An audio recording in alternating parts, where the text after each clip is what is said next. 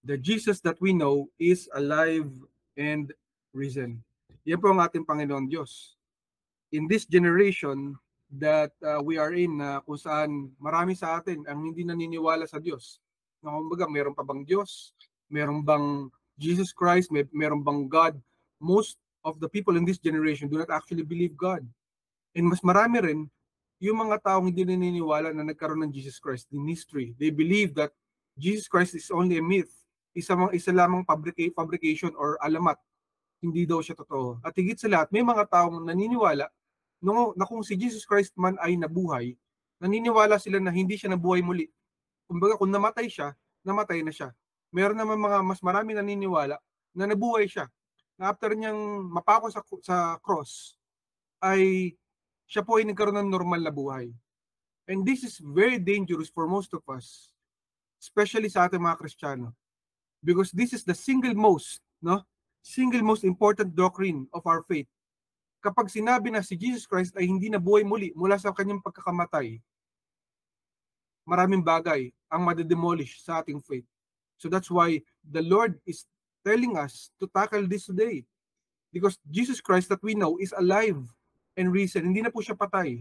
At higit sa lahat, hindi po siya nabuhay lamang, kundi namatay at nabuhay muli. That's one thing that we have to understand because most of us do not know this. This is very important for all of us. Sabi kapatid sa Mateo 28:5-6 in the New King James Version, "But the angel answered and said to the women, 'Do not be afraid, for I know that you seek Jesus who was crucified. He is not here, for he is risen. As he said, come, see the place where the Lord lay.'" So malino po sinasabi sa atin ng ating Panginoon na ang ating Panginoong Jesus ay napako sa krus. Siya po ay nabuhay. After niya mamatay muli, pagkatapos ng 3 araw, he was risen from the dead. So dapat ito establish ito sa ating mga kapatid bilang mga anak ng Diyos, bilang mga Kristiyano, bilang mga believers of Christ. Kapag dating hinahanap ang ating Panginoong Jesus, hindi po siya patay. Wala na po siya sa krus. Tapos na po yun. He died once and for all of us, and then he rose from the dead. In Luke 20:24:5-6, in the ESV version, it says, "And as they were frightened and bowed their faces to the ground, the men said to them, 'Why do you seek the living among the dead? He is not here, but has risen. Remember how he told you while he was still in Galilee.'" Ayan. So, bakit ang tindi ng rejection na nabuhay muli ang ating Panginoong Jesus? Bakit laging merong istorya? For the all history, there's always been that, kumbaga merong haka-haka. Merong mga opinion na lumabas na ang ating Panginoong Jesus ay hindi nabuhay muli. Why is this much important for all of us? Bakit ito pinag-uusapan lagi? So may mga tao nag-claim, no? Tulad nung sina Dan Brown, yung gumawa po ng Da Vinci Code, yung isang sumikat na movie at libro, sinasabi nila na ang ating Panginoong Jesus ay napako nga sa krus. Totoo daw yun. According to their investigation, ay napako siya. Pagkatapos niya mapako sa cross, ay nabuhay siya. Nakaligtas siya. Kumbaga hindi siya namatay, nakasurvive. He was a survivor. And he quietly lived the life of a simple man after that. So nakapangasawa daw ang ating Panginoon. There were spurious claims. Sabi pa nga nila, na napangasawa ng ating Panginoong Jesus, si Maria Magdalena. But this is far from the truth. This was a lie fabricated by the devil. Na sinasabi ng ating Panginoong Jesus ay nagkaroon ng pamilya. This was one of those fabrications na ginawa ng kaaway. So marami pong mga tao, even lalo na yung mga atheists, tuwan-tuwa sila nung nilabas yung movie ni Dan Brown, yung Da Vinci Code, kung saan kiniklaim ng ating Panginoong Jesus ay nag-survive lang, hindi siya namatay, kundi nakasurvive sa pagkakapako sa krus ng Kalbaryo. So tuwang-tuwa yung mga hindi naniniwala sa Diyos. But they are actually misled. Naloko sila ng gawa ng kaaway. At meron din lumabas na istorya kung saan isang scientist na nag-claim that they believe that they have found the bones of Jesus Christ. Nakita raw nila ang buto. Na-discover nila yung buto ng ating Panginoon sa isang tomb. And nakalulungkot dito, merong pastor na nag-claim na kung totoo nga na nakita ang mga buto ng ating Panginoong Jesus, it's okay, sabi niya. Kasi kung nakita raw ang bone si Jesus Christ, then we will still celebrate Christ, sabi niya. We will still celebrate the goodness of Christ and our salvation and our faith, sabi niya ganun. The problem is, with this pastor, hindi niya binabasa ang kanyang Biblia. Can we understand, kapatid, na pag kiniklaim natin ng ating Panginoon ay hindi namatay at nabuhay muli, marami pong bagay sa ating pinaniniwalaan, sa ating pananampalataya sa ating Panginoon, ay wala ng saysay. Walang saysay, kapatid, ang iyong religion. Walang saysay ang pinaniniwalaan mo pa sa ating Panginoong Jesus. Di ba? If Christ was never resurrected, if He did not rise from the dead, kung patay pa rin siya tuwing mahal na araw, walang saysay, kapatid, ang iyong pinaniniwalaan. Ang iyong pananampalataya ay wala pong halaga. Dapat natin maintindihan. Kaya, nung panahon ni Jesus Christ, nung siya po ay namatay, no? At after 3 days, hindi nila makita yung kanyang bangkay sa tomb. Hinahanap nila. Pumunta sila sa tomb. Sa Tagalog, alam ko nicho tawag din. So pumunta sila sa nicho. Pagpunta nila ron, teka, nasan yung Kristo? Nasan si Kristo? Di ba kung naalala po natin, lumindol. Paglindol, nagtakbuhan po yung mga gwardiya na nakagwardya doon sa tomb ni Christ. Yung mga pinakamatatapang na Roman soldiers, the Roman guards, the Roman centurions, they ran away from the tomb kasi nagulat sila na mayroon pong lindol at mayroon pong lumabas na angels. Sapagkat ang ating Panginoong Jesus na namatay ay nabuhay muli. Tumakbo po sila. At nung nakarating po ang mga bali-balita na nabuhay muli, nag-aapir ang ating Panginoong Jesus sa mga tao, sa iba't ibang disipulo, sa iba't ibang witness, ang ating Panginoong Jesus ay muling nabuhay, gumawa pa ng kasinungalingan ang mga Pariseo, yung mga priests, noong unang panahon. Nung panahon ng mga Israelita. So they made a story. Sinabi nila sa mga Roman soldiers, okay, make up a story na hindi nabuhay muli si Kristo. Sabihin ninyo na ninakaw ang kanyang katawan ng kanyang mga disipulo. That's why nawala ang kanyang katawan sa nicho. So binayaran po yung mga Roman soldiers. Unfortunately, there were even Roman soldiers na nagpatotoo. So may mga books po na nagawa. Even si Plato himself, he claimed that Jesus Christ was resurrected. Kumbaga, pwede nilang pagpasinungalingan ng mga bagay-bagay, pero hindi nila pwedeng takpan ng katotohanan habang buhay. Sapagkat ang katotohanan po ay nagbibilong po sa ating Panginoon. Sa Kanya lamang ang katotohanan. Kaya nga sabi ng Lord, diba, I am the way, the truth, and the life. Hindi po nila pwedeng pasinungalingan yung habang buhay. Nakalulungkot lamang, may mga tao pong naniniwala sa kasinungalingan na yan. Pero ang katotohanan, nabuhay muli ang ating Panginoon. So the Jesus that we know is alive and risen. Kaya nga po may mga kanta, even in this generation, in our generation, meron pa gumawa ng kanta, di ba? Yung, what if God was one of us? Just a stranger like one of us. When you hear that song, it's like, harmless lang naman, napakagandang kanta. Pero ganun po ang gawa ng kaaway. Unti-unti, He's trying to penetrate our minds, our hearts. Makapasok siya para magkaroon ng doubt. To plant that seed of doubt, nagtatanim siya ng doubt. Nawawalan tayo ng tiwala sa ating Diyos. So doon sa mga nagsasabi na ating Panginoong Jesus ay hindi na buhay muli, it's one way of planting the seed of doubt in our hearts, in our minds, in our lives. Para mawala tayo sa ating Panginoong Jesus. So kapatid, the next time that someone tells you ng ating Panginoong Jesus ay hindi na buhay muli, magtaka ka na. Sapagkat itong tao na to, gusto kanyang ilayo sa ating Panginoong Diyos. Yan po ang gawa ng ating kaaway. So did God really rise from the dead? Why resurrection? Totoo nga bang nabuhay ang ating Diyos, ang ating Panginoong Jesus from the dead? Talaga bang siya ay tumayo mula sa pagkakamatay? At bakit kailangan ng resurrection, kapatid? Bakit kailangan mabuhay siya muli? Pwede na, okay na, tanggapin na lang natin na siya ay hindi namatay. Or kung namatay man siya, namatay na, tapos na. At least, alam naman natin, Diyos siya. Diba? Sabi ng iba. Sabi naman ng iba, okay na yun, at least we know that He is God and He survived. He lived a normal life together with us. But that is far from the truth, kapatid. Hindi po yan ang sinasabi ng ating nasalita ng ating Diyos, ng ating Biblia. Yung last love letter ng ating Panginoon, hindi po yan ang sinasabi. In 1 Corinthians 15, 3-8, in the NASB version, it says, "For I handed down to you as of first importance what I also received, that Christ died for our sins according to the Scriptures, and that He was buried, and that He was raised on the third day according to the Scriptures. And that He appeared to Cephas, and then to the 12. Si Cephas po si Pedro. After that, He appeared to more than 500 brothers and sisters at one time, most of whom remain until now, but some have fallen asleep.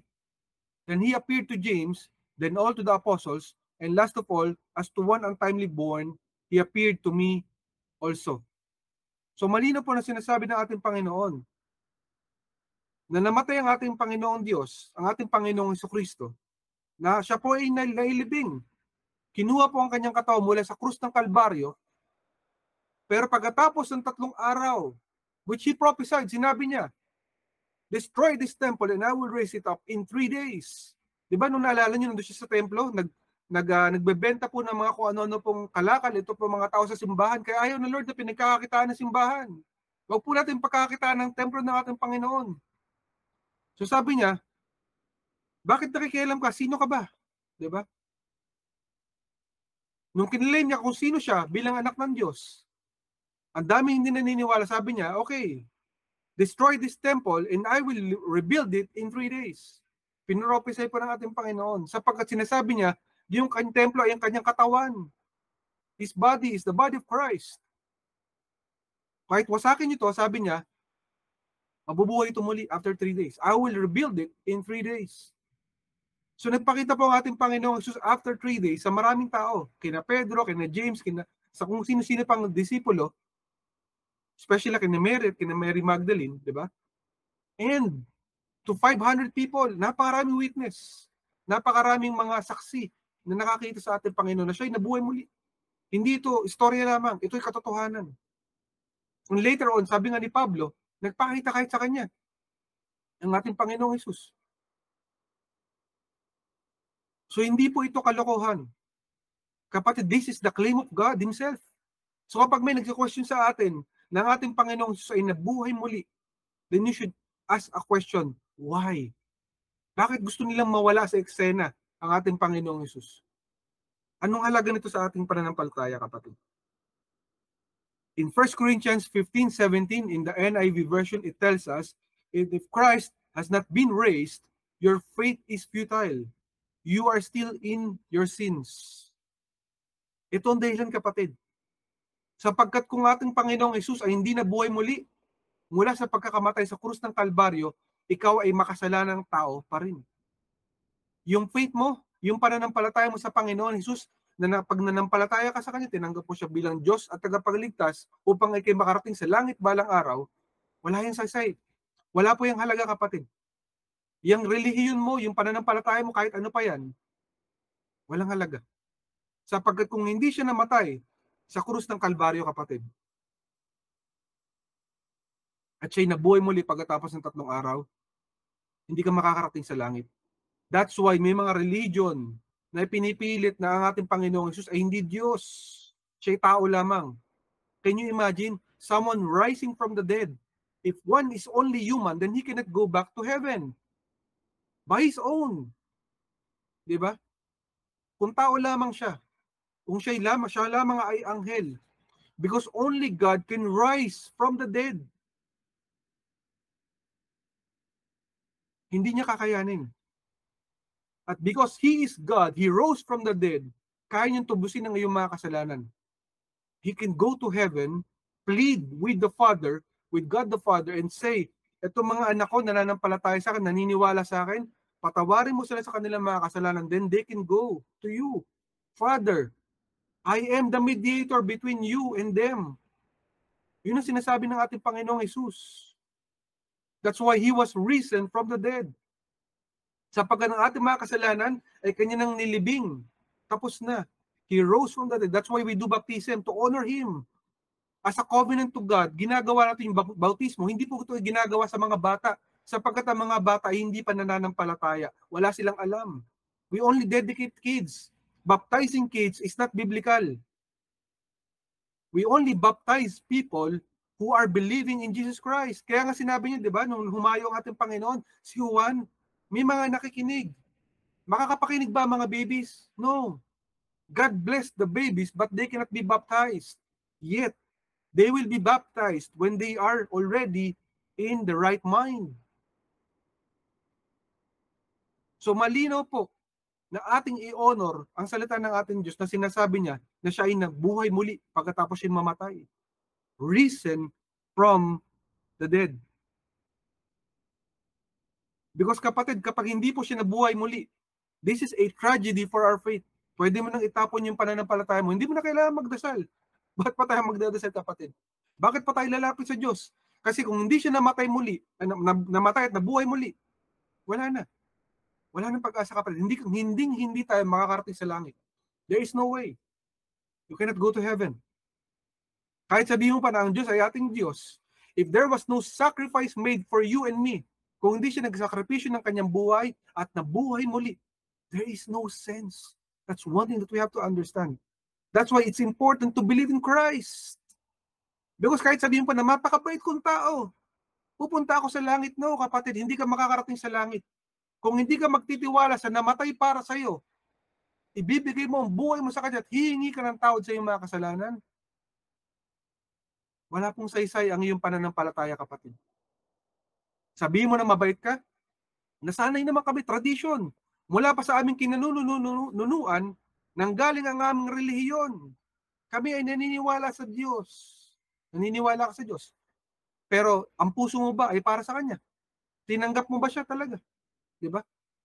Sabi nga ng ating Panginoon, diba? Ng ating Panginoong Hesus, unless you become born again, you cannot enter the kingdom of God. Then how can we be born again? Kung tayo pinanganak na, hindi ka na ipapanganak muli sa iyong nanay. Impossible yun. In the physical form. But in the spiritual form, you will be reborn. Yun po ang proseso ng ating Panginoon. Siya nagsabi nun, hindi po tayo. Basahin po natin sa Biblia. Unless you become born again, you cannot enter the kingdom of God. And how can you be born again? If you will believe God, then you will be reborn again in the Spirit. Yung Espiritu ng Panginoon na may bibigay sa iyo ng bagong buhay para makapunta ka sa kabila, makatawid ka sa langit, balang araw. That's the purpose of it, kapatid. Napakahalaga na maniwala ka sa ating Panginoon na siya ay namatay at nabuhay muli pagkatapos ng 3 araw. So pag may nagsasabi po na hindi po siya namatay at nabuhay muli, it is a question of our faith. It is a question of the divinity of God, of Jesus Christ. Question na po yun sa kanyang pagka-Diyos. Sapagkat wala pong saysay ang ating mga pinaggagawa. You do not have to go to the church. You don't have to believe. You don't have to pray. You don't have to read the Bible. We are all going to hell if we do not have Christ in our lives. Kaya po napaka-importante ng ating Panginoong Hesus sa ating buhay.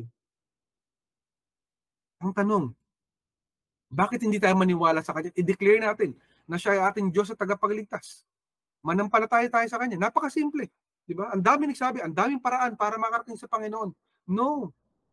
Ang pinaka-example lang natin lagi ay yung cross. Noong nakapako sa krus ang ating Panginoong Hesus, yung katabi niya, 2. Diba? Parehas na makasalanang tao. Parehas na gustong maging maginhawa ang kanilang buhay. Pero yung isa sabi niya, kung talagang Diyos ka, or anak ka ng Diyos, ba't di kayo bumaba dyan? Tulungan mo kami, tulungan mo ngayong sarili. Kinundem niya ang ating Panginoong Hesus. Pero sabi ng kanyang katabi, sabi niya, hindi ka ba nahiya sa iyong sarili? Tayo makasalanang tao. We are sinful men. But this man, this guy, is innocent. So alam ng tao na to, na inosente si Jesus Christ, nung kriminal, no? Pero sabi niya, Panginoon, let's look at the formula. Panginoon, Lord. Sabi niya, pwede mo ba akong isama sa iyong kaharian? So alam niya na mamamatay na si Jesus Christ, but he was believing in Christ na nakapako ngayon sa krus ng Kalbaryo at isasama siya sa kanyang kaharian, which is the spiritual. That is the faith of that guy. Nanampalataya yung tao na yun. Sabi niya, ako'y makasalanang tao, Lord, pwede mo ba akong isama sa iyong kaharian? That's our formula, kapatid. Ibig sabihin, inamin niyang siya'y makasalanan, humingi siya ng tawad, and naniwala siya na ang Diyos, na ating Panginoong Hesus, ay namatay at mabubuhay muli sapagkat dadaling siya sa kanyang kaharian. At anong tugon sa kanya ng ating Panginoong Hesus? Ngayon din, isinasama na kita sa paraiso.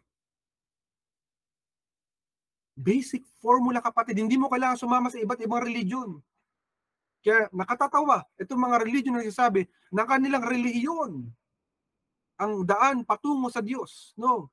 There's only one way, kapatid. Hindi po si Mary, hindi po si Joseph, hindi po si Pedro, hindi po si Felix Manalo, hindi po si Kibuloy.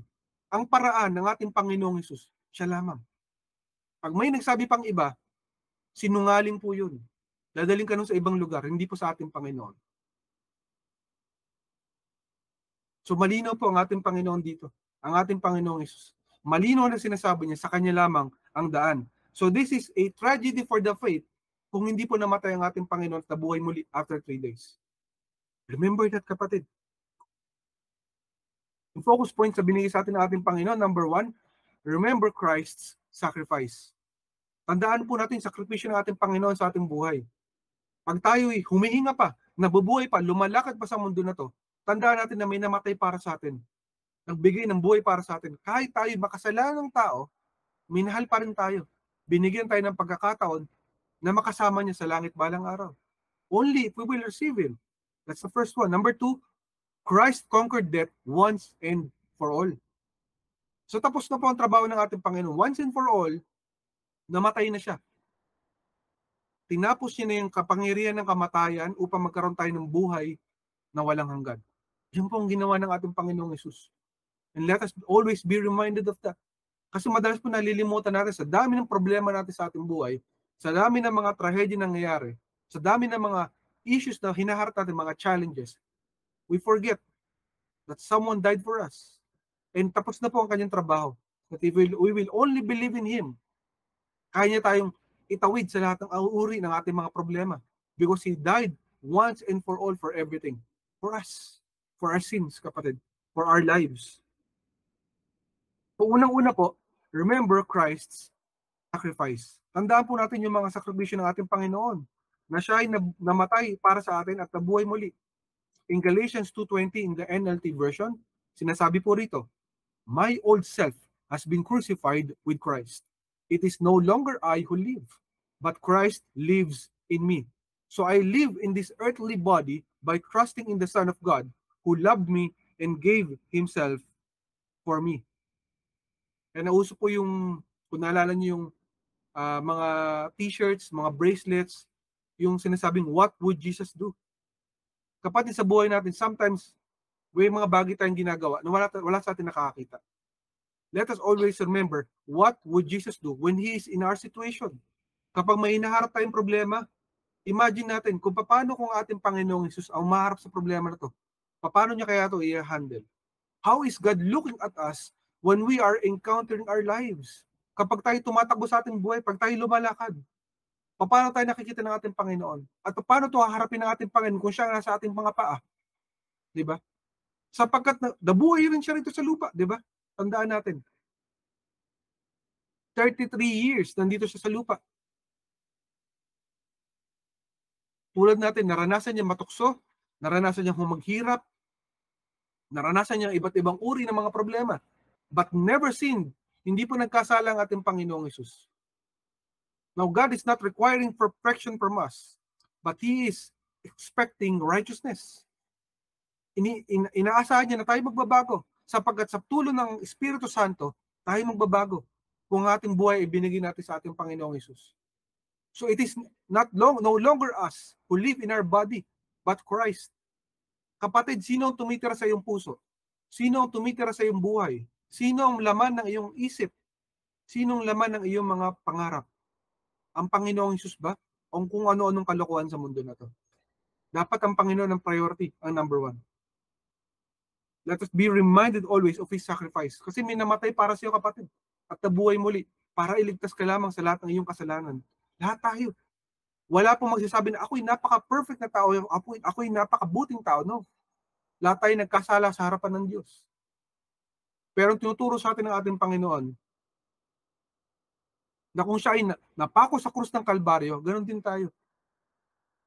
Sapagkat tayo katuwang ng ating Panginoon. So yung mga kasalanan natin, ilagay na natin sa likuran. Kalimutan na natin yung buhay makasalanan at tayo lumapit sa ating Panginoon. Tayo mabuhay para sa Kanya. Kung tayo madapa, magkasala, humingi ng tawad. magbago. There's always a chance for us. Yes, there are punishments for our sins. May consequence po ang ating mga kasalanan. But God is a loving God that He is expecting us to come back to Him. Tayo lumuhod ulit at tumakbo sa Kanya, pabalik. Hindi pa palayo, kundi papalapit sa ating Panginoon. Always welcoming us to come back to Him. Kapatid, may time ka ba para sa Panginoon? Kaya importante po na maalala natin ang ating Panginoon sapagkat binigay niya ang buhay niya para sa ating lahat. Pangalawa, Christ conquered death once and for all. So tinapos ng ating Panginoon ang lahat ng power ng kamatayan sa ating lahat. Kasi kapatid, kung ang ating Panginoon ay hindi namatay para sa atin at nabuhay muli, lahat tayo pupunta sa impyerno. Diretso tayo dun. Hindi natin matatakasan yun sapagkat ang ating kasalanan automatic. Nag-isip ka ng hindi maganda, may sinabi kang hindi maganda, may binulong ka na di maganda, lahat yan, kapalitin ng kasalanan. Anything that you do against yourself, against God, or against your kapwa-tao, kasalanan man yan, automatic hindi ka na makakarating sa langit. Napaka-importante maintindihan natin ito, kapatid. Pero dahil libre po na binigay ng ating Panginoong Hesus ang karapatan na makarating sa langit through Him, kung maniniwala ka sa Kanya, kung mananampalataya ka sa Kanya, tingin ka ng tawad sa iyong mga kasalanan. Then, He has already conquered death for you. As a living sacrifice, hindi ka na makikita ng Ama yung kasalanan mo. Ang makikita niya ang ating Panginoong Hesus, ang dugo ng ating Panginoong Hesus. That's the importance of that, kapatid.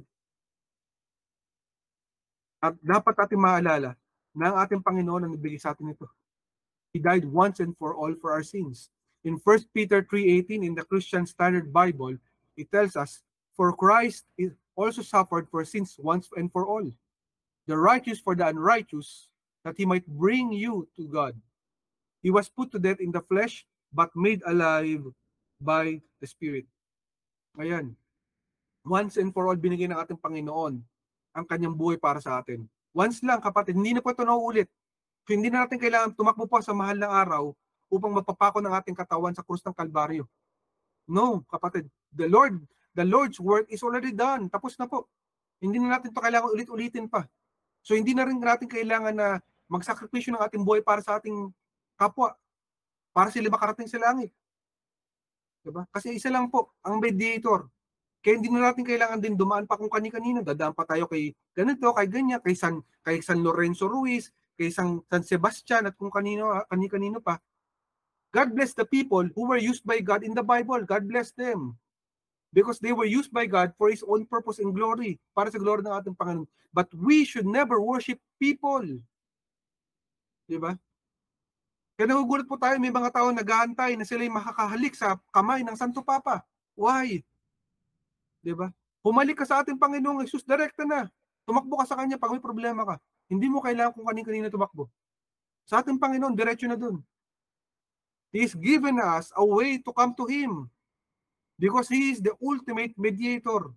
Hindi po religion, hindi po libro. Hindi po kasamahan or organisasyon. Ang ating Panginoong Hesus, dumiretso kayo. Dumiretso tayong lahat sa Kanya.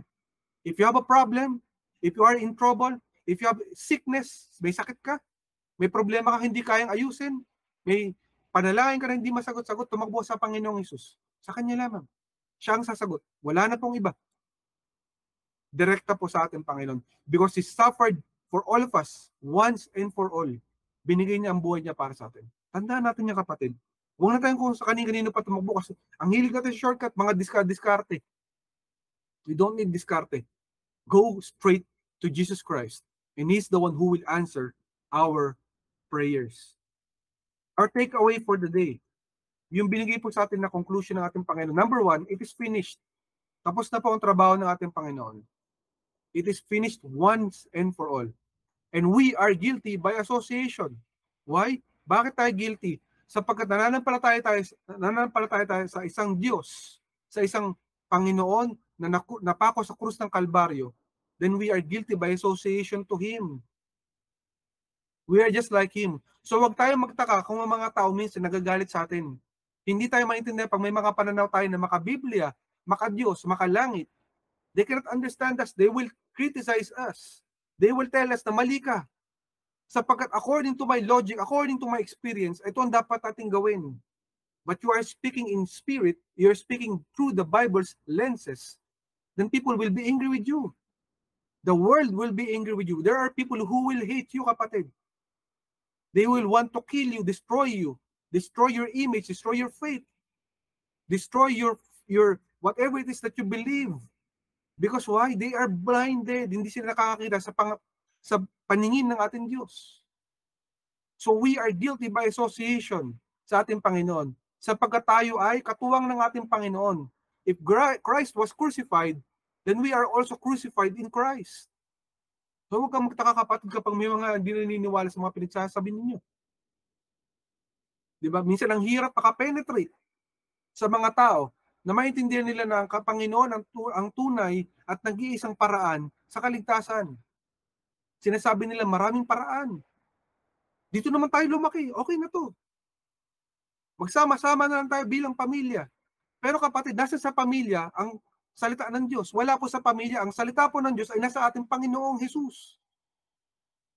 Wala po yun sa ating opinion. Wala po yun sa ating tradisyon. At wala po yun sa ating karanasan. Ang salita ng Diyos ay galing sa ating Panginoong Jesus. Siya lamang. And lastly, nothing can separate us from His love. So even if tayo minsan ay natutuligsa, tayo man minsan ay napagtutulungan, tayo minsan ay nare-reject ng mga tao, ng sitwasyon, remember na mayroong nagmamahal sa ating kapatid. Yun ang ating Panginoong Jesus. Hindi niya tayo iiwan, hindi pababayaan kahit kailan. Yun ang kanyang pangako. In Hebrews 9:24-26, in the ESV version, sinasabi dito, "For Christ has entered not into holy places made with hands, which are copies of the true things, but into heaven itself, now to appear in the presence of God in our behalf, nor was it to offer himself repeatedly, as the high priest enters the holy places every year, with blood not his own, for then he would have to suffer repeatedly since the foundation of the world. But as it is, he has appeared once and for all at the end of the ages to put away sin by the sacrifice of himself." Para maintindihan natin ito, kapatid, sa mga hindi po nakakaalam, nung unang panahon kapag nagkakasala yung mga Israelita, sila yung bayan ng Diyos, di ba? What they will do is they will talk to the priest. Sasabihin nila sa priest, sa Pariseo, nagkamali kami, nagkasala kami, ito yung mga kasalanan namin. Ngayon, please make a sacrifice. Kumuha ka ng tupa at ng kambing. No? The sacrifice of the sheep will be the one that will cleanse our sins, and yung kambing, yung goat, ang magdadala ng ating mga kasalanan papalayo sa ating Panginoon. They will have to do that every year para hindi po makita ng Panginoong Diyos ang kasalanan ng mga tao. Pero ang sacrifice po ng ating Panginoong Jesus sa krus ng Kalbaryo, sa cross, that's once and for all, tapos na. Wala na po, hindi na po dapat ulit-ulitin ito. Ginawa niya na po yun para sa ating lahat, na matay siya sa krus ng Kalbaryo bilang katabusan sa ating mga kasalanan. Para ang ating kaluluwa ay makararating sa langit balang araw. Yan pong saysay niyan, kapatid. So hindi na natin ito kailangang ulit-ulitin pa. Hindi na natin kailangan magpakabait na, ay ako, para makarating ako sa langit, ako pinaka-perfect na tao. No. Because kapatid, on your own, hindi mo kakayanin. Your sacrifices is not enough. Your actions, your good works will never be enough. Kahit gaano karami ibigay mo sa offering, no. Gaano karaming good works, no. Hindi po yan sasapat, kapatid. Pero kapatid, kung tatanggapin mo ang ating Panginoong Jesus bilang iyong Diyos, Panginoon at tagapagligtas, at humingi ka ng tawad sa iyong mga kasalanan, then His death on the cross, once and for all, will save you from hell. Ililigtas ko na mula sa impyerno at makararating ka sa langit balang araw. Yun ang sakripisyo na kailangan mo, kapatid. Then, He will help you to be a good person. Babait ka sa pamamagitan ng Espiritu Santo, sapagkat sinabi ng ating Panginoong Jesus, kapag tinanggap mo siya bilang Diyos at tagapagligtas, then He will send the Holy Spirit to empower you para magbago ka. Kung dati masama kang tao, magbabago ka. You will want to do what is right in the eyes of God, sapagkat tutulungan ka ng Espiritu Santo. Yun ang tulong ng kapatid. Yun ang saysay ng kapatid. In John 15:18 to 19 in the NET version, it says, "If the world hates you, be aware that it hated me first. If you belong to the world would love you as its own. However, because you do not belong to the world, but I chose you out of the world. For this reason, the world hates you. So sinasabi sa atin ng ating Panginoon, hindi tayo naririto para makibagay sa mundo. Di ba marami sa atin, go with the flow. We just go with the flow, okay na yan. Para hindi naman nakakaya. Gusto ko lang malike ako sa Facebook, malike ako sa TikTok, malike ako sa YouTube. No. Our life is not for likes or subscribes or shares. Our life is for Jesus Christ. So wag tayong magtaka, minsan may mga taong ayaw sa atin. It's okay. We're designed to be like that. Not to be like, but to be Christ-like. That is our life, kapatid. Our sure reward is in our Lord Jesus Christ. So wag tayong magtaka na may mga tao na ayaw sa atin. Na kahit anong gawin natin tama sa harapan nila, they will always hate us. Why? Because they're still blinded. Hindi pa sila nakaahon sa kanilang kasalanan. Sila na nagiging bulag pa sapagkat sila under the power of Satan. These people who hate us so much because we believe in Christ, because you are a born again, because you are a believer in Christ, they are still under the power of Satan. Nakakulong pa sila, kapatid. Nasa preso pa sila ng gawa ng kaaway. Now, our job, our assignment is to pray for them, to share to them the word of God. If they reject, wala tayong magawa, at least share natin. Now, if they will not accept, then pray for them that they will accept one day. God will use someone or a situation so that they will change and they will come to the salvation of Jesus Christ. But kapatid, huwag kang magulat kung maraming taong ayaw sa'yo. Maraming taong hindi naniniwala sa mga sinasabi mo, lalo na kung ito'y patungkol sa ating Panginoong Hesus. Last verse, Romans 8:38-39 in the New King James Version, it tells us, and I am convinced that nothing can ever separate us from God's love, neither death nor life, neither angels nor demons, neither our fears for today, nor our worries for tomorrow. Not even the powers of hell can separate us from God's love.